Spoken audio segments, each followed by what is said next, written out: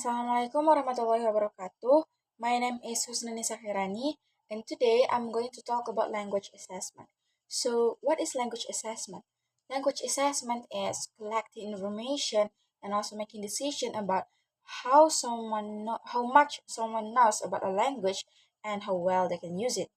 And there are different reasons of for assessing a language.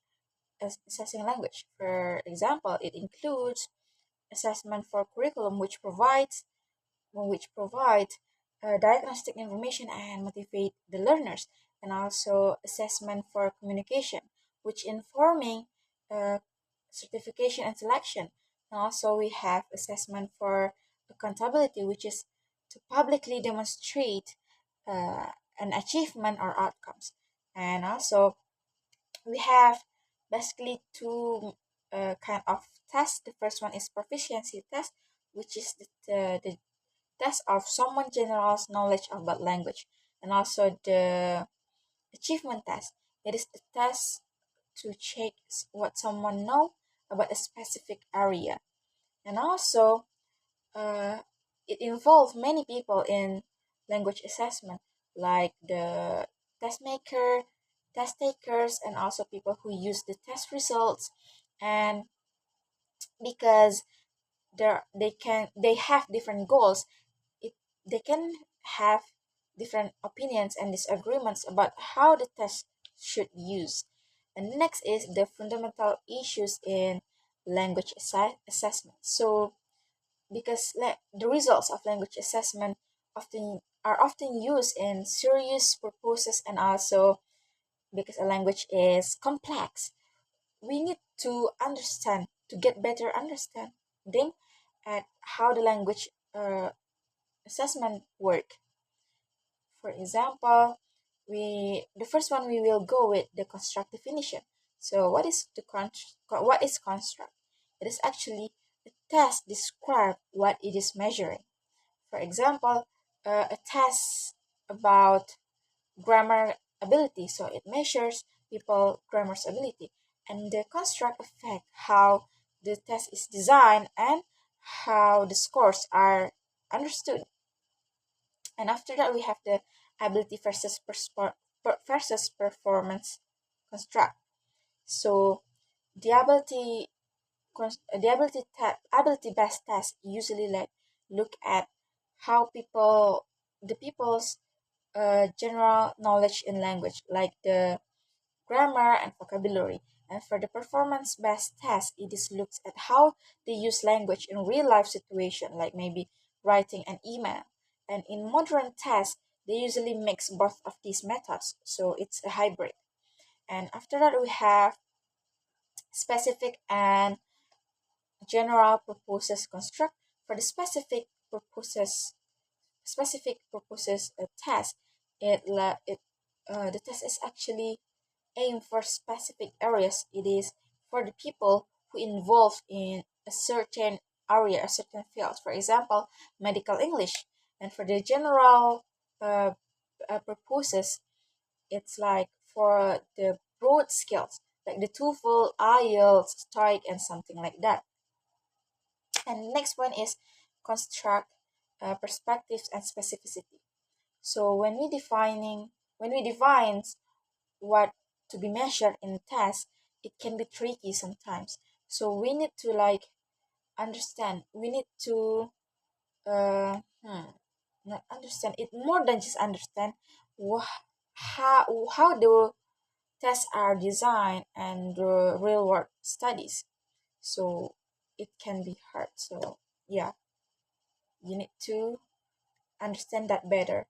The next we have test method. So it is actually how the test is given. It includes the test setting, like the place where the test is happen, where the test happens, and the test breaks, like the instruction, the allocated time, and also we have the test takers, the input of the test takers, which like the question and information and the topic, and also what is expected, the output expected from the learners, like what the test takers need to do, and also the relationship between the output and the input. So oh, how the how this question relate to each others.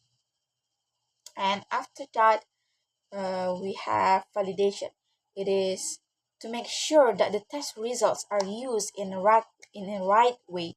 So because it can serve different purposes, we need to make sure that it is fair, it is match the standard for everyone.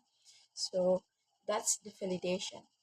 Yeah, it is used in the right way. It's actually that is the idea of the validation.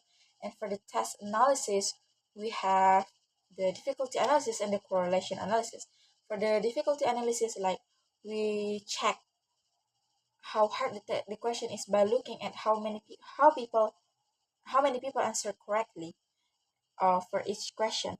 And for the next one is correlation test. We compares different tests to see if they are related to each other. And the next point is about language assessment and teaching. First, we have washback effect.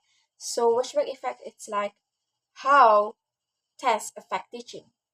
Like for example, we have two kinds of washback effect. The first one is post negative washback, which is the teachers only teach what's on the test. So it's basically the purpose of the teaching is only for the test. So the student doesn't have any knowledge beside the test, outside the test, more than the test, beyond the test. And for the positive pushback, it likes motivating learners to undergo useful learning. And research shows that flashback depends on context. It can be good, bad, or both. Yeah. For the next one, we have after the flashback effect, we have alternative language assessment method. Yeah. So it is actually other ways to assess a language. We have observation. So the teachers observe the student, look at the student, watch their students, their progress, and something like that. And after that, we have portfolio. It is the collection of the students' works. So the test makers are the people who assess language will determine someone's ability based on their collection of work. And we have self-assessment, which so the student assess their own self, their own progress. And we also have peer assessment, journals, and role playing. It is actually fit in classroom settings. And we also have the pros and cons of this alternative assessment. For the pros, we have like it motivates student to learning. It helps. It makes the teachers get more understanding and learning, and also it suits for the classroom settings. And for the cons, we have it takes more time to do this, and it lacks of consistency. Also, it needs trained teachers to be effective to do this methods assessment well. And then we have the outcome based assessment. It is so the government track the student use this like the official standards like CEFR. So it leads to test policy based and raise such question like fairness, and also the how all student can get access for this one. And for the last point, we have language assessment literacy, or LAL. So it actually uh, how but we need to understand how the teachers, like, not what I mean by we, like the teachers, the school leaders, and others need to understand how the language assessment works. And it includes like the knowledge about the theory and also the testing skills. And we also have the language no no not language yeah language teaching methods, the values, local culture, and ethics. So the better someone's LAA is, the better they are at language assessment, at assessing language. Okay, that's all from me. Thank you. Assalamualaikum warahmatullahi wabarakatuh.